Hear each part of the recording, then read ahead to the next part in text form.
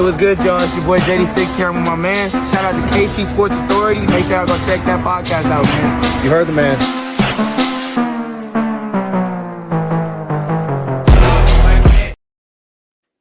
Well, it's a little quiet in the portal right now for the Kansas Jayhawks men's basketball team. But what updates can we give you guys, and a little bit of staff changes potentially that we'd like to get into as well? Welcome into the KC Sports Authority podcast. He's JB Merker. I'm Keegan Russell. JB, we got to talk a little bit of KU basketball. Not that there's that much news to get into because it's all waiting around right now for a couple dominoes to fall. But want to talk a little bit about a portal update. Go through some of the names that we already are familiar with. What are we waiting on? What's coming next? Who do we expect to come here? And then go through maybe the list of guys that are still out there. Is there anybody else we haven't covered that we should worth mentioning? Then I want to talk a little bit about the staff changes with Jock Vaughn supposedly meeting with Bill Self last week. Is there potential in bringing him on the staff at some capacity after Norm Roberts announces his retirement? And are there any other staff changes that are going to be made / who would we like to see added to this coaching staff and crew? And then we'll end with a little guess this Jayhawk for you. So those of you joining us live throughout the episode, thank you so much. Comment section is always open for you to drop your thoughts. If you're checking us out later on YouTube, make sure you hit that like and subscribe button below. We always appreciate that. Help other Jayhawk fans like yourself find the podcast. And if you're listening to us on Spotify, you can also give us a 5-star review. Follow the podcast over there. Leave us some comments on there as well. And, of course, hit us up on any of our social medias at KCSA Pod. Well, let's get into the update. There's really not much. The update is there is no update. Yeah, update is 24 hours ago, Dom Sar, who visited Kansas last weekend, the 6'7" wing out of Italy, was projected to be a Kansas Jayhawk by everybody. And I had texted you and Spencer and Austin yesterday. I was like, boom, it's official. And then 5 minutes later, nope, not official. Then I saw that, hey, he was going to go visit Gonzaga this week and then make a decision after that.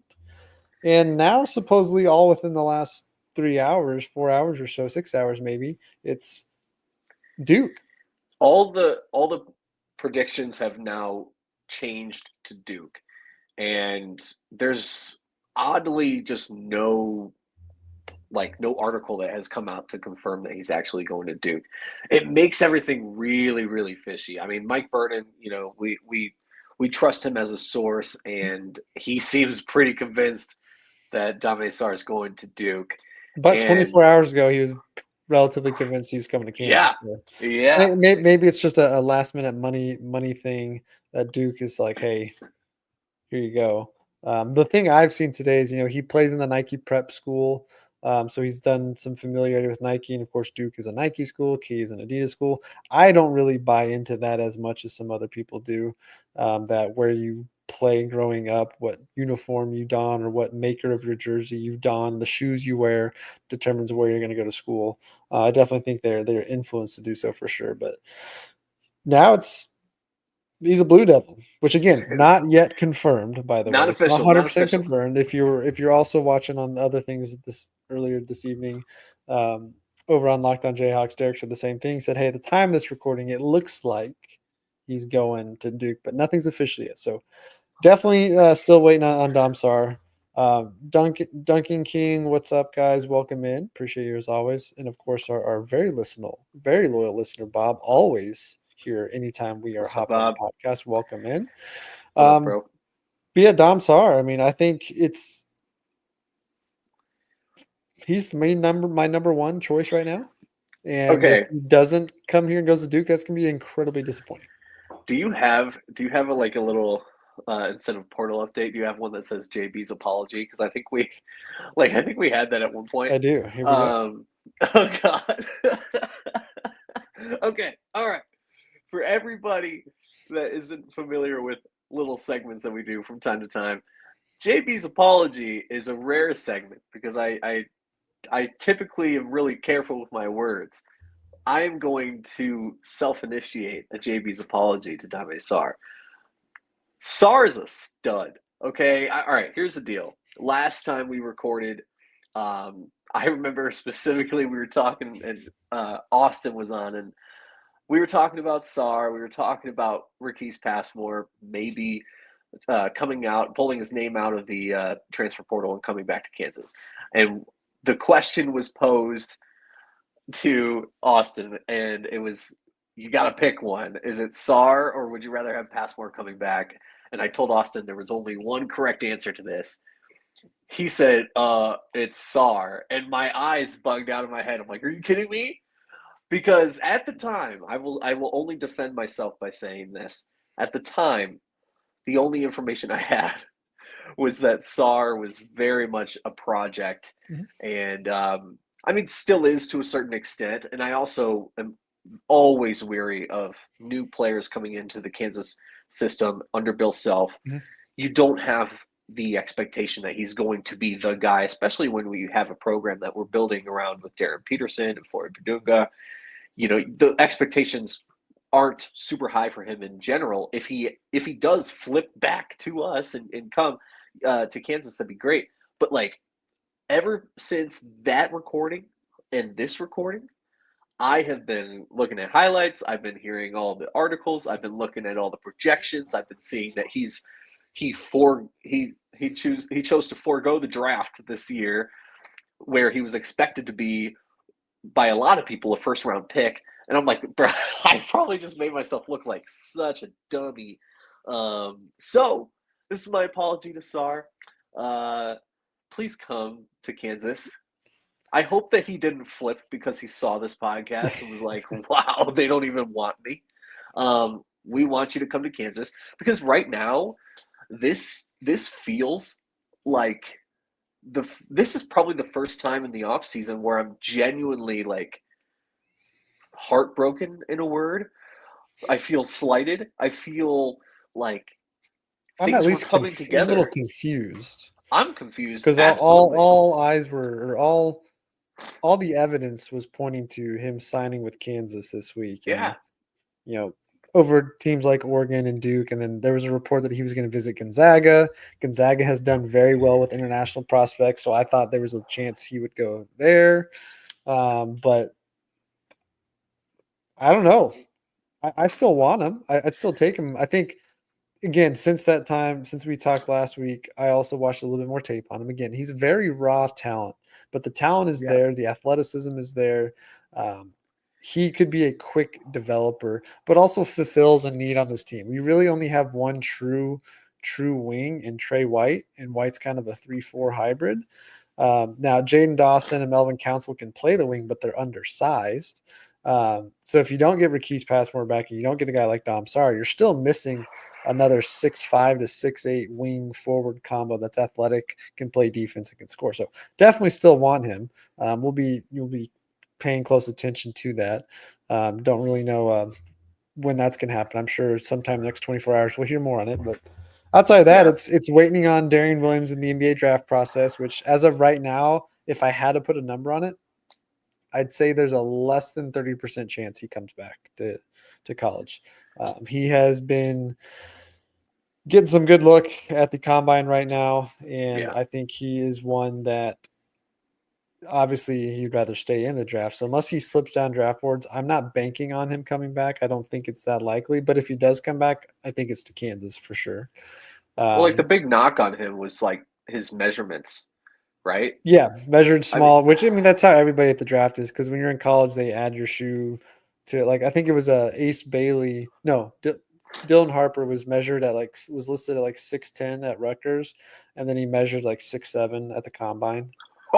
Because in college they always boost you a couple inches and they drop your weight a little bit, and then you go to the draft and it's rated. Like Jalen Wilson was listed at 6'7", 6'8" at Kansas. I'm pretty sure when he measured at the combine he was 6'5" and a half, maybe 6'6". So it's never accurate what you see on there. Somebody said a couple years ago, who was it? I think it was Czech Diallo was listed at 6'9", and going through his draft process, he barely measured at 6'8". Because again, in college they give you the shoe, but still waiting on that. Outside of that, I mean, the only other things we've seen as of lately is there was a visit last week with Patrick Suemnick from Oklahoma State and West Virginia. really the only big man, if you want to call him that, that has had any ties to Kansas in the last couple of weeks. 6'8", 230 pounds, played sparingly the last couple of years, 12 to 15 minutes, hasn't done much. Not asking him to do a lot. You're asking him to come in and just play a backup role. Not really known for much of anything. Not a great rebounder. Not a good offensive threat. Good, I think, plays hard kind of guy. But in his one game against Kansas last year, 12 minutes, 0 stats other than a personal foul and a turnover. So Dude. not feeling that optimistic about the 5-man spot right now outside of Bryson Tiller, which I do want to get to Bryson Tiller here in a minute. I want to talk a little bit about him. But nothing there that really excites me with Suemnik. Outside of that, we've given out names last week. We threw a couple names out like Baba Miller as one that could be interesting. No contact as far as we know. Who's your guy? Dr. Bradley still Dr. in the Bradley. portal. Yeah, Dr. Bradley still in the portal. Nothing there. The options are running slim. But JB, I want to kick it over to you because you've done your extensive research as you always A do. little bit, You've updated the list, and I might try and share it here in just a second while you start Feel talking. free. But take me through some of the options that might potentially still be out there for Kansas to get into. Well, I'll say they're pretty slim. Here's his master list that Oh he's my working God. on. It's so genius. You know, the options are very slim. You'll see that I highlighted if someone Lot was of a center. guards. Lot of guards. Toward the bottom of the list, I just stopped filling in stats because they're all so pathetic. I mean, it's guys that have gotten like, I mean, they're pathetic because these guys play like 5 minutes a game, maybe.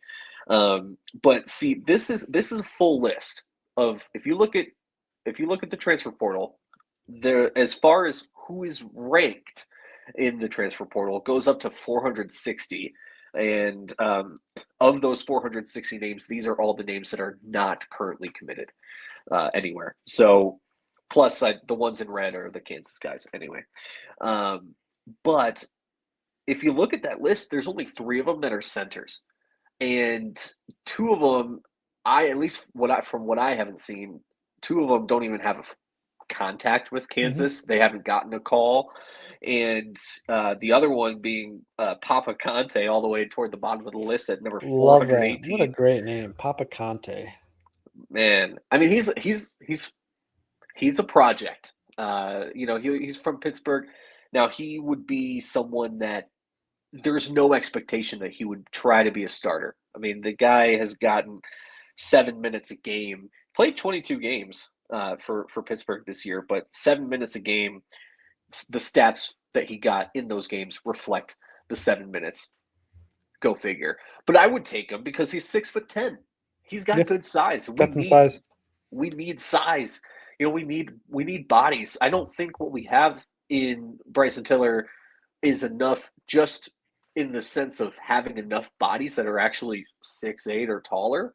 I mean, it's a little sad. I don't know what's Swednick listed at. He's like 6'8", 230. Yeah. So undersized for a 5-man. No, I think he's strong enough to play a 5, but he's not going to be an opponent. I mean, even Flory's undersized for a 5-man. He might be listed at 6'10" this year, but he's 6'7" to 6'8", 215, 220 pounds. He needs to add some muscle for sure, some muscle mass. Yeah. But yeah, this could be. I was thinking about it earlier. For years, it was, man, I wish K would, outside of Udoka, it was like, man, I wish K would get the traditional 7-foot, 240-pound big man. Yeah. And then we finally get it with Hunter Dickinson, and that experiment goes poorly. But coming into this season, this might be the least optimistic I am about the 5-man spot because there's literally nobody. Again, we'll talk about Bryson Tiller here in just a second, but so far, KU has never been, to my recent memory, this late into the spring session, not knowing who the backup 5-man is really going to be and having that many options. Now, are there plenty of high school guys out there they could still probably get? Yes. We said a few weeks ago, there were some like 4,000 players in the transfer portal, all fighting for like 1,800 roster spots. So clearly there's guys out there, just not ones that are well known. And there's plenty of high school guys that either signed and decommitted or haven't signed it because they're waiting for a spot to open. So I'm sure he'll fill it with something. I just have no clue who it's going to be, and I'm not feeling super confident about those options. So, how about I give you at least one internal candidate? I wanted to Here we talk go. about Bryson Tiller because I think Bryson Tiller has been getting a little bit of the shaft lately. Not necessarily from the fan base because we just don't know anything about him as a fan base, but no one's really talked much about him. He top 40 recruit for the class of 2025 for this upcoming season. Um, McDonald's All American caliber type guy, 6'10, 240, still growing. Um, Raw offensively for the most part, but it's got good touch around the rim. Got a little bit of strength, a little bit of shooting, kind of the mid range. Has the capability to step out, but he's not really a good 3-point shooter, but can if he needs to. I look at him as probably the most likely option as a backup five. Self said a couple weeks back, this is probably 2 months ago now, that the idea for Bryson Tiller after he recovered from his injury was to start working him in the offseason, of course. And he saw him more as a guy that is a four-man that can play the five, that has the versatility to do so. But right now, he's your backup five. And or Trey White at 6'7", 6'8", as the 3-4 man is your backup five. Just defensively, Oh he'd be God, okay, not great. But Bryson Tiller, I think actually it this has is good bad. potential. He's got some decent size already. He's gonna get cleared, from his ankle injury and get a lot of look early on. Him and Flory are going to be going at it quite a bit, so he's going to get quite familiar with the play style. I think there's some optimism with him in the pick and roll game. I think he can be the kind of like what KJ did, where he sets the high pick and then rolls to the basket and can be somewhat of a rim runner. He is athletic. He can get out and run the floor. He is a capable passer, but definitely needs to develop. But he's coming, he's a little bit older for his class. He's already going to be, I think, 20 this season when the season starts, something like that, almost 20. But I think there's some possibility. Now, I'm not saying that I expect him to be, playing 15 minutes a night, getting you 6, 7 rebounds a game, 8 to 10 points. I have no clue what that ceiling is because it really depends on how much floor he plays and how long he stays on the court without fouling. But I do think Bryson Tiller is a viable option at least. But yes, it's getting slim pickings out there for the big men. Um, and there's not a lot of guys with true size left out there. On the flip side, though, KU is still linked to so many guards in the portal. So many Too guards. many. And, I think somebody, Duncan King, put it up here. I think you were talking specifically about somebody else earlier stunting the growth of El Marco. But El Marco is still on this team and is going to play this year. You've already got Melvin Council, Jaden Dawson, Darren Peterson. Jamari McDowell. Jamari McDowell coming back. So there's a lot of guard Oh my options. God. And I don't feel like we need another guard. Now, if a guy like Boogie Fland says, hey, I'm not going pro, I'm going to back out of the draft, I'm going to Be come to Kansas, stupid. sure. Or RJ Lewis, don't expect that. But if he did, or Jameer Watkins, then yes, you want to take some of these guys. But the fact that KU's linked to still 3 or 4 or 5 more guards, and there's no link to any big man has me concerned.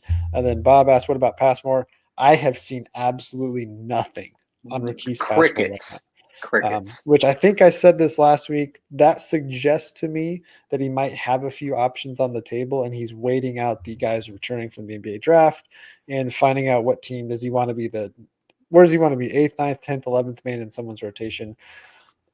I would be a little surprised if KU hasn't already said, hey, if things change or we don't go the direction we want to, you have a spot here. And so he's just kind of waiting to see. But it's been real hush on him, unfortunately. But outside of that, man, I got nothing else on the transfer portal as of right now that is worth talking about. No other targets that are really worth talking about, in my opinion, that really makes sense.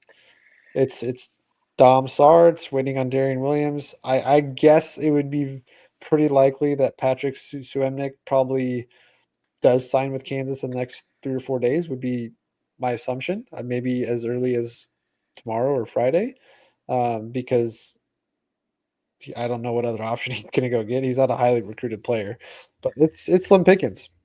It's pretty slim. There is a power forward from Maryland that's really far down in the list. He's at number 450. Tafara, if I'm gonna botch this, Tafara Gapare, Mhm. Gafare from Maryland. He's a 6'9" power forward, and he's going to be a senior next year. Marginal amount of minutes, 10 minutes a game, and the stats to back that up as well. But like, I mean, him and Papa Conte, 6'9" and 6'10" respectively, I like Papa are like Conte just for the name. I love it. they're like the only big man options kind of low down in the list, other than Dr. Bradley, who we've talked about. Yeah, there's one other guy. I just saw him on here a second ago. I looked at him earlier. He was a power forward, but he's got a little bit of strength and decent rebounding. Well, there's Justin McBride from Nevada. I think I mentioned him last week or 2 weeks ago as one that I don't mind. 6'8" power forward. He's got some decent size. The other Is it the New guy. Mexico kid, Mustafa Amsel? No, I'm not as familiar with his game yet. No, he's a I don't know if Prince he's got Aligbe. eligibility left, to be honest. There were several guys that popped up on my list that are trying to get a 6th year of eligibility. It's not going to happen, but they're trying for that It's not going to waiver. happen. But no, the guy I was looking at was Prince Aligbe out of Oh yeah. Seton Hall. 6'7" power forward, 8 points a game, 3.5 rebounds a game. Doesn't shoot well, but again, he's at least got some frame to that some size to that 6'7" frame to be in the mix. But shoot, this might be a small ball kind of year for KU. Might be It has to be small at the 5. But outside that, this really anything sucks. else on the portal you want to talk about before we change gears here? No, there's nobody, and it's going to turn into we need someone off of the European tour or something. That I or mean, convince a that's football player from the football team to. dude. Yeah, we tight need end a to switch walk on. over. We need a walk on who's 6'10" just to play backup 5 minutes for 10 minutes a game. How's that going to go? I mean, this Something. is turning into a disaster, and it's not even. I don't know. It's funny that we're saying it now because we just kind of almost sort of missed out on the Dame Sar race, and Sar is not even a backup big. He's a wing guy that we want, but like it's just I think all the flipping to KU flipping to Duke away from KU has just sent this mindset of this offseason into a complete tailspin for me because I'm looking at there's no options, dude. I'm going to be honest. I found myself earlier today as I was looking at this and preparing for this. I was thinking, man, like 3 weeks ago, I was feeling pretty good about the offseason. Yeah. Nothing's changed. I mean, nothing has legitimately changed at all about the outlook of this team. But the fact that we don't have a backup 5 big man, I'm now going, I don't know how I feel about this group. Again, it's still super early. Self's got basically 4.5 months to put together the rest of the roster, and I'm sure he will. We talked about it last week. Johnny Furphy was a late summer addition. Kevin McCullough was a late addition after leaving the draft. There are going to be some of those guys, and maybe we'll get into that over the next week or so because they still have a month to withdraw from the draft. And there's going to be plenty of guys that take a long look at the NBA that come back. So there's potential out there. But, yeah, transfer portal, not much. But let's switch gears here. Let's talk about the potential staff additions. Obviously – Norm Roberts announcing he's retiring about a week ago. Shout out to him on a very long career, not just with Bill Self, but he's been with Bill Self for quite a long time. I totally forgot that he had that little short stint at St. John's in between Kansas and coming back. But shout out to Norm Roberts on a successful career in college basketball. He's going to be in the College Basketball Hall of Fame as an assistant coach and head coach. Long tenured career. Great to probably feels good that he's going to be done from his perspective because he's been doing it a long time. Now he gets to kind of sit back and relax. And that obviously was a talking point coming the offseason was staff additions or staff changes. The fan base, the donors, there was a lot of talk on Bill needs to switch things up. He hasn't changed the core of his staff in a while. And maybe it was time for some fresh voices. So there's technically an open seat on the bench for an assistant coach role. I have pretty much a lot of confidence that's going to be an internal candidate just taking a bump up. But I do think that means there's going to be additions to the staff. And one major potential addition in former Kansas legend, Jacques Vaughn, was here last week, supposedly to meet with Bill Self. Now, we don't know a ton of details on that necessarily, other than they met. As of now, there's been no further update. So was that for an assistant coach role? Was it for a GM role? Don't know. Was it just something in the, I don't know. I wonder with Jock Vaughn if it's, I'd like to stay in the NBA, and if there's a team that's willing to bring me on their coaching staff, I'll pursue that, because it's hard to go down and then get back up there if you're an assistant on a college team. But that'd be so much fun having Jock Vaughn here. He obviously knows the NBA game. He's been an assistant coach for a long time in the NBA, has been a head coach for a short amount of time, but understands how it works, understands how to get guys to develop from the NBA. Not quite as young as some of the coaching options that people have suggested, but a guy that's very linked to the NBA and that could be very good moving forward for the fan base. So I think that'd be great. But thoughts on potential Jack Vaughn on the bench? I don't hate it. I'll tell you, I don't hate it. I think that anybody who has had the experience that he's had, especially in the NBA, like you had listed out, is going to be so valuable to a crop of new talent coming into this program, that their ultimate goal is to make it to the NBA. And it just seems like, I hate saying it, but it just seems like the staff as it was built the last 2 years is just so out of touch when it comes to the NBA and the inner workings of it. You know, a lot of the fans have been calling for a shakeup, myself included. Mhm. I'm all for it. I You've would said it numerous say, times on the podcast. yeah. I mean, I would not mind a complete overhaul of the coaching staff. If Bill Self stayed and fired literally everybody, I don't think I would blink an eye. Like, I really don't. I would say Coach Q, with his energy, would be a little missed. I would And there's say, been talks of him potentially being the next guy that yeah. either retires or, I don't know if that's true. I ran into him at What? Walmart yesterday. Oh, Didn't nice. didn't How'd really that talk go? to him, but I didn't Oh, didn't wanna intrude on him, but saw him at Walmart. So he's still in Lawrence for sure. But I love Coach Q. I think he'd be great to keep him around. He's got the great energy. But yeah, there's still some potential changes there. Doc Sadler, no clue why he's on this coaching staff. Couldn't tell you. Don't know what he does as a senior analyst, as a failing head coach for the last 15 years in college basketball.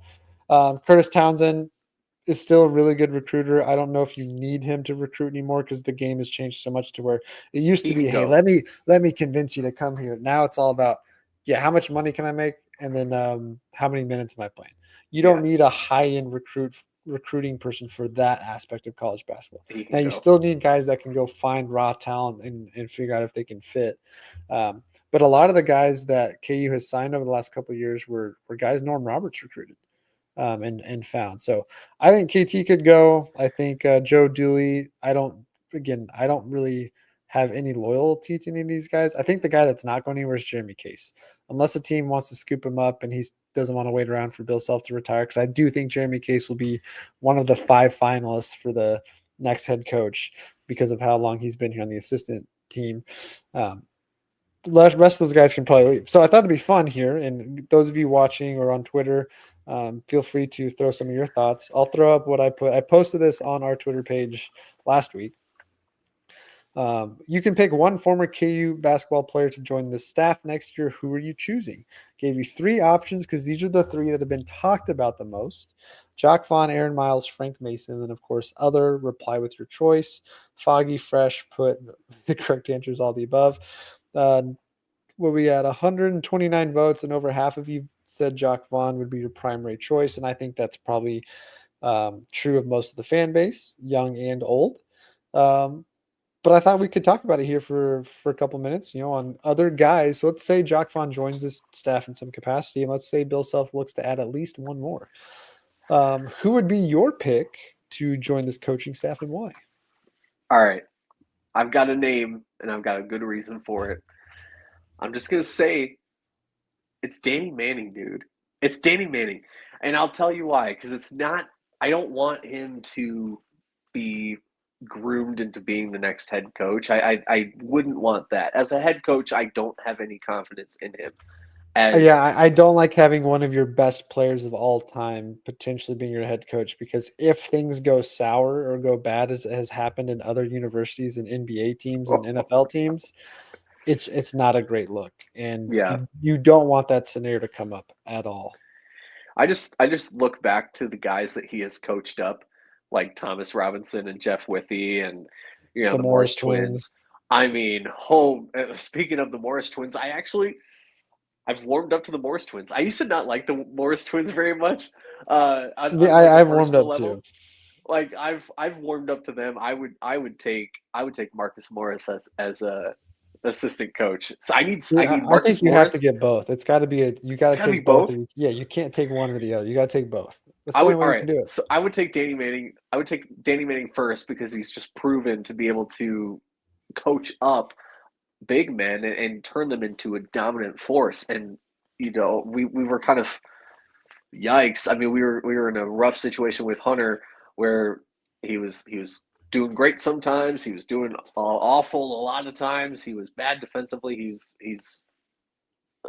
We don't have to go into it because we've gone into it plenty of times prior on this podcast. But yeah, I mean, I would love someone that can develop the talent the right way, and I think he is a proven talent in doing that. So I would gladly take him back and have him Oh, retire from 100%. coaching after 100%. a final run with Kansas. He can retire from coaching after that. But I do think Marcus Morris would be great in terms of someone that can also come in, do pretty much the same thing, and then who knows, maybe just become a longtime assistant of the future. I don't know. I would take it. At this point, I would take it. I mean, I'm you can totally picture with Marcus Morris that he'll be the no nonsense, no excuse assistant yeah. coach. Even though he himself got in trouble at times at Kansas, but I could see that. I think that'd be fun seeing both of them on the sideline. I think that'd be a lot of fun. They've both coached, the TBT teams the last couple of years. Yeah. Um, Marcus is doing his stuff on ESPN right now as a guest commentator. He's expressed interest. I think those two would be fun, and I think that actually would be good for recruiting and things like that.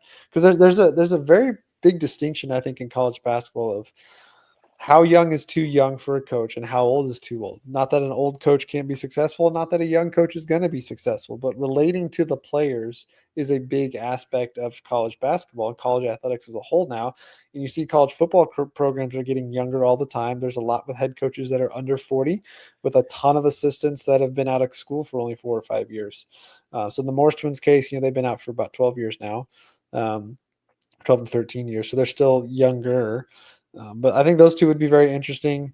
I have been a big proponent of, I would love to see it be Aaron Miles. I think he would be my top choice, potentially even over Jock Vaughn, just because, again, he is a little younger and has spent a lot of time scouting in the NBA and in the G League with the Warriors, the Celtics. He was on the bench with the Celtics. He's been on the bench with the Pelicans the last couple of years. I think he'd be fantastic. I don't know if you can steal him away from the NBA because he's kind of on a path to be a lead assistant / head coach in the NBA here relatively in the next probably 4 or 5 years. I'd love to see that.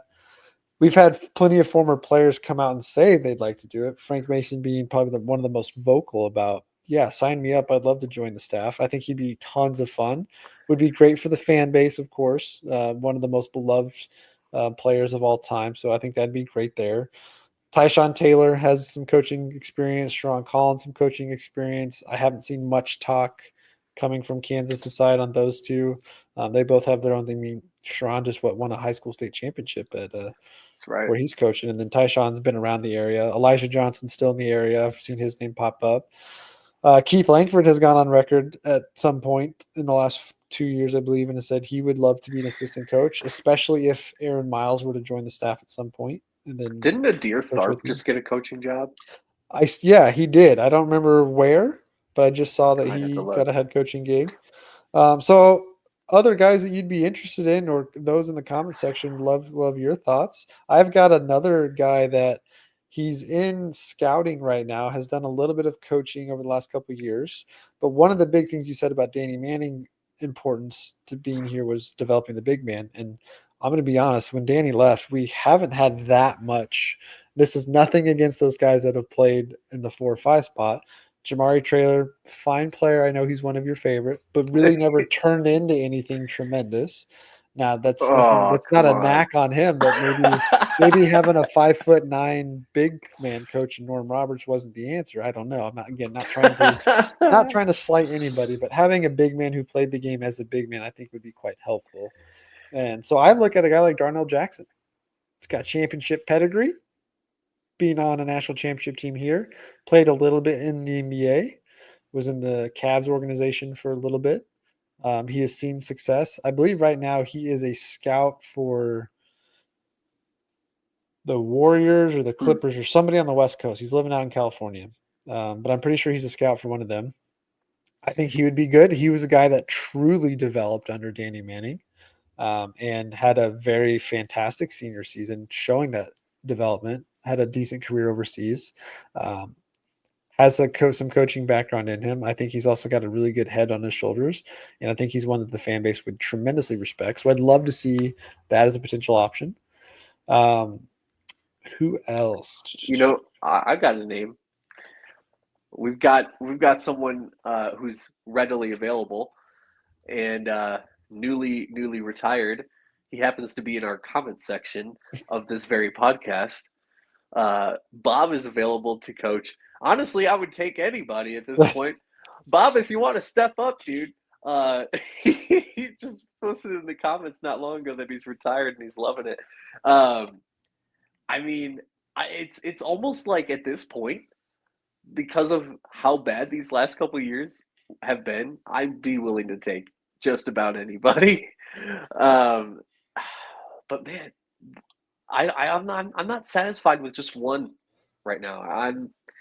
I think you need a couple. You need one that comes in as a general manager that helps handle the recruiting, or not the recruiting, but the NIL side of recruiting, of course, and getting money from the donors and fan base that the fans are going to interact and be excited with. One we don't talk enough about, and I'd love to.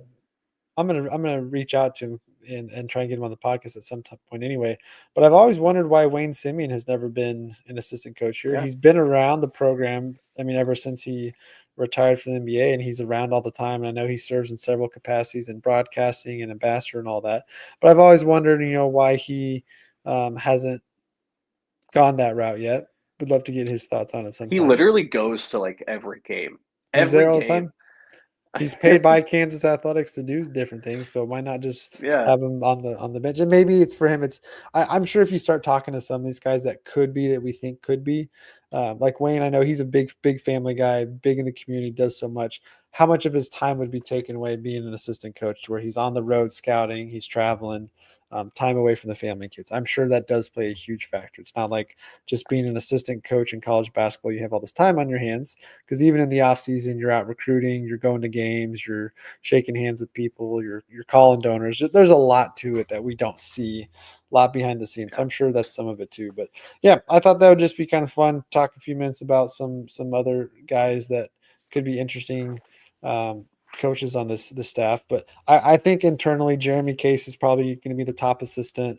Chase Buford probably gets a bump up to one of the assistant bench spots. That's kind of why they brought him in. He's got some of the NBA connection. Coached with Coach Frank Mason in the G League for the Wisconsin Herd when they won their G League title. So yeah, I do think you're going to probably see one or two former players. That doesn't mean Bill Self's going to target a former player as an assistant coach. But they could bring somebody on as an advisor, of special whatever, video coordinator, this and that. They've got all sorts of things.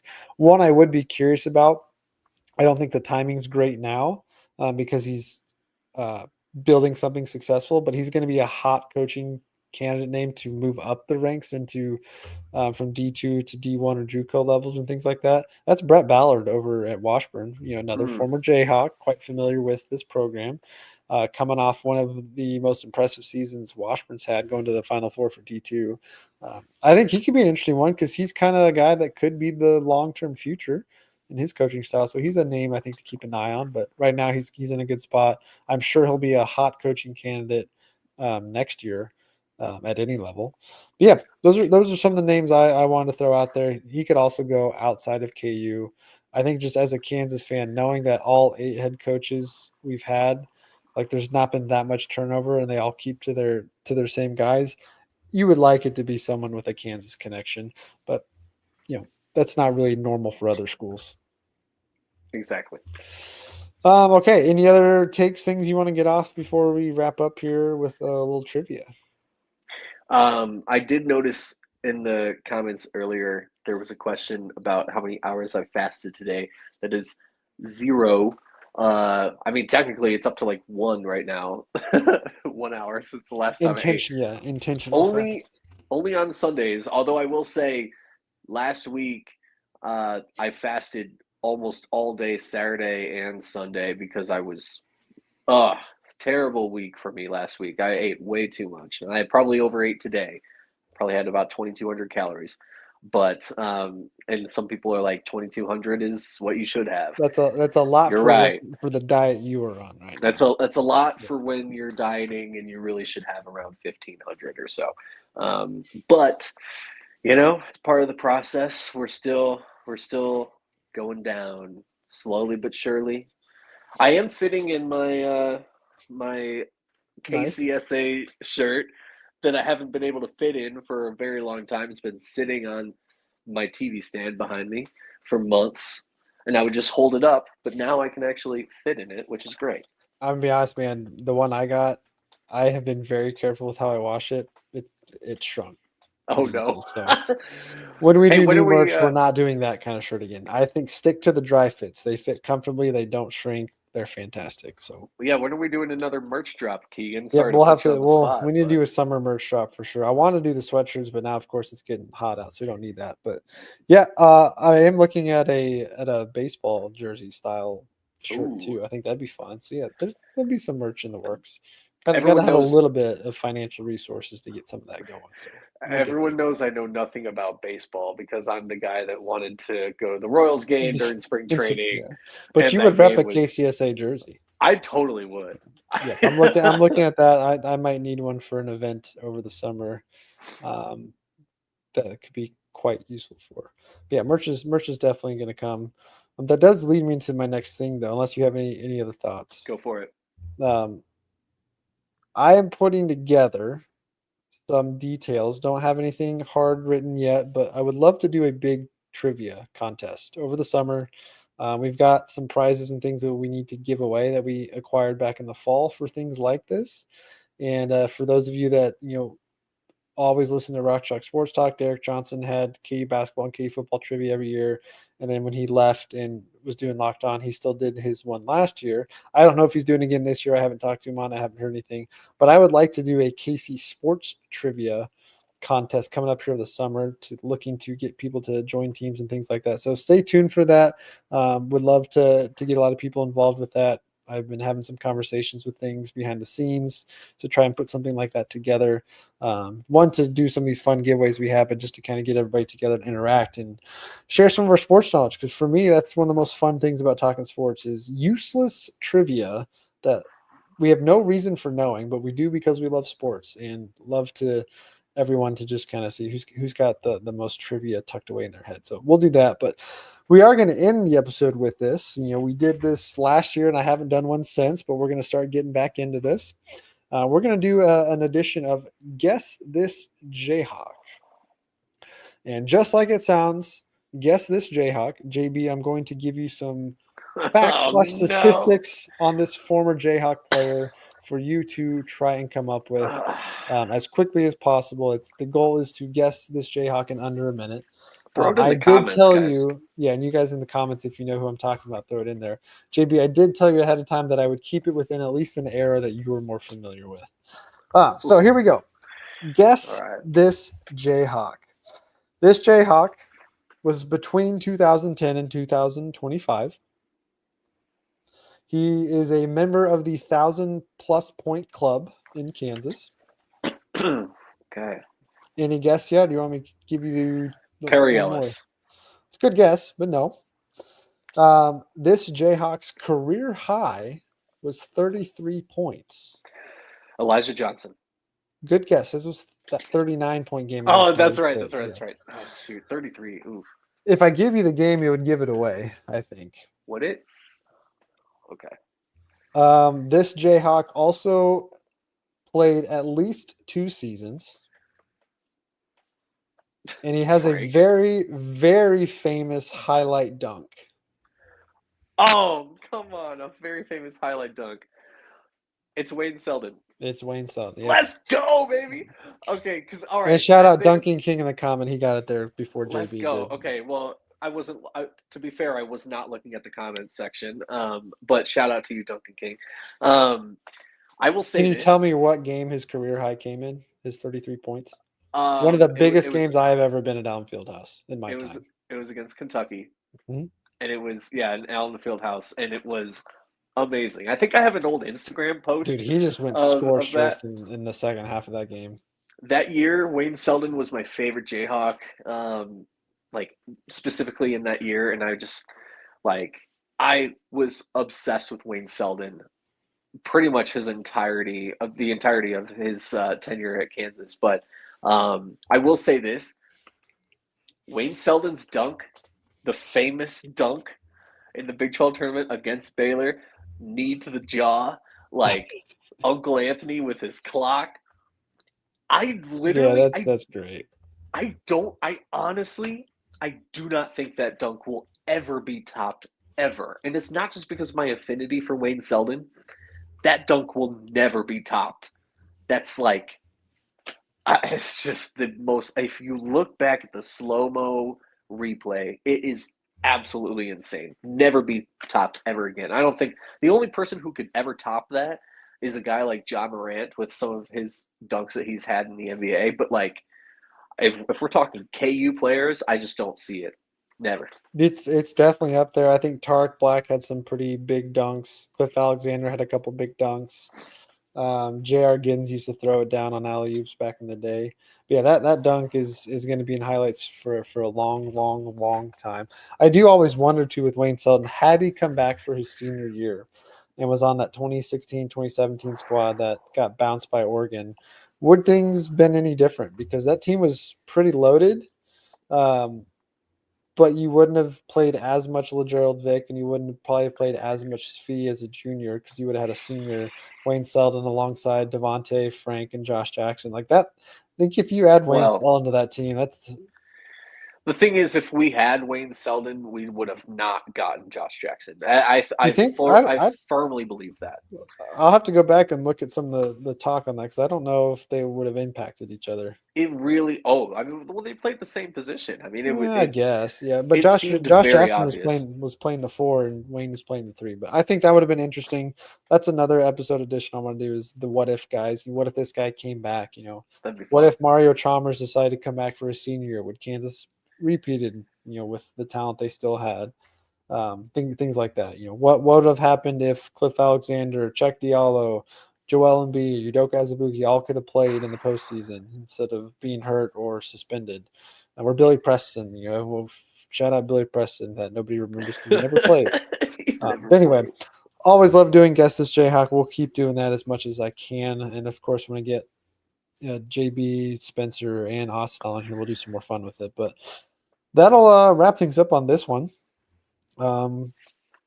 Not much else to get into. Hopefully, in the next couple of days, we get some news, some good news, ideally. The good news, I guess, is KU football. They're continuing to land big time portal commitments in 2026 class, guys. So that things are looking good there. KU baseball is wrapping up the season in West Virginia, or wrapping up the season going to Big 12 play. Yeah, going to Big 12 play next week, and with a shot to go to Omaha. So other than the not so much news with KU basketball, there's still things going on in KU athletics to look forward to. But yeah, that'll wrap things up in this one. Stay tuned. Chris Tenpenny will be on here with me. We'll do some Chiefs and Royal stuff over the next week or so. Always appreciate you guys in the comment section. Make sure if you haven't done so yet, go hit that like and subscribe button there below. Give us a shout out on all of our social medias at KCSA Pod. And of course, if you're on Spotify, give the podcast a follow, share it with a friend. Let's continue to drive up the subscriber base we have because we're having a lot of fun doing this and we appreciate you guys tuning in.